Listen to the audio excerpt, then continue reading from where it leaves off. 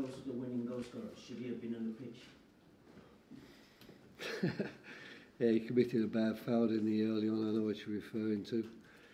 I don't think it was a malicious foul. It was a winger's tackle, wasn't it? A winger's tackle trying in a derby game to show his commitment. But it was over the ball, of course. It was a bad foul, but I presume the referee gave him the benefit of the doubt on that one. But certainly it was a fantastic goal they scored to win the game. I think that we can consider ourselves a little bit unlucky. The first one, the ball got caught in the wind, and then the little set-up coming off James Tompkins put Glenn Murray into a perfect position for him to put them one up, despite the fact that at that stage they'd not really been into our penalty area. And then after getting back in the game at 1-1 and looking like we might go on to really capitalise on the possession and the fact that we were pushing hard against a well-drilled and well-packed defence, we concede that goal, which was one of those unstoppable ones from 20-odd yards, which go in off the post and the crossbar right in the joint. So I think that over the 90 minutes or 95 minutes, we worked hard enough and tried hard enough to use our possession and our corner kicks and free kicks to get the goals we needed, but we weren't able to, and as a result it's a very disappointing day.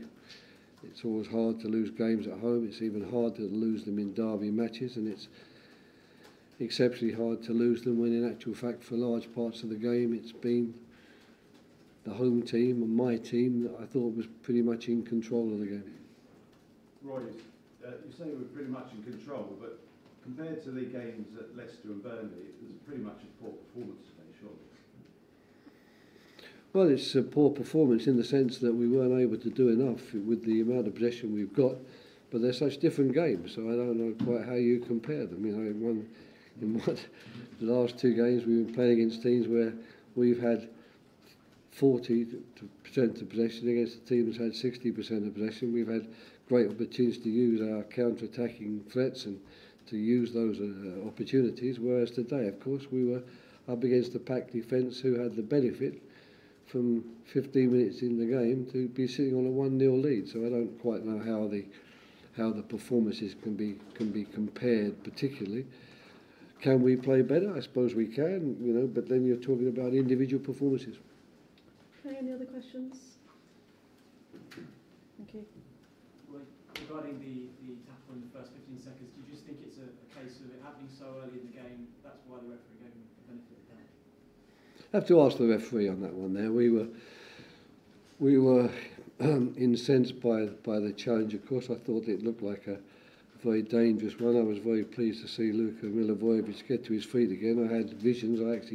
My first thought was to turn to Czech Kwiatek and tell him to get warmed up, because I certainly had visions of him not being able to carry on.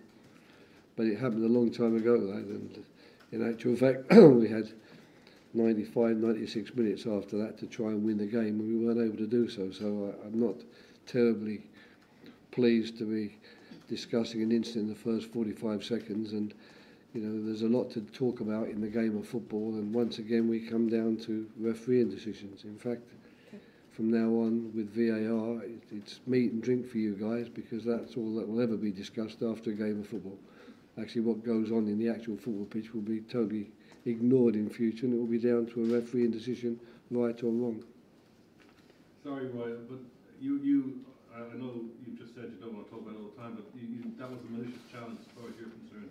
When you were right there, like yards from the ball, you saw that as well as anybody. Malicious, to say it's malicious, you'd have to know that intent was in the player's mind, and I don't know that at all, but it was over the top of the ball. That was the thing. It was an over the top of the ball challenge, which, you know, for as long as I've been involved in football, has always been one of those things that you get incensed about if it happens against your team, and that you deplore.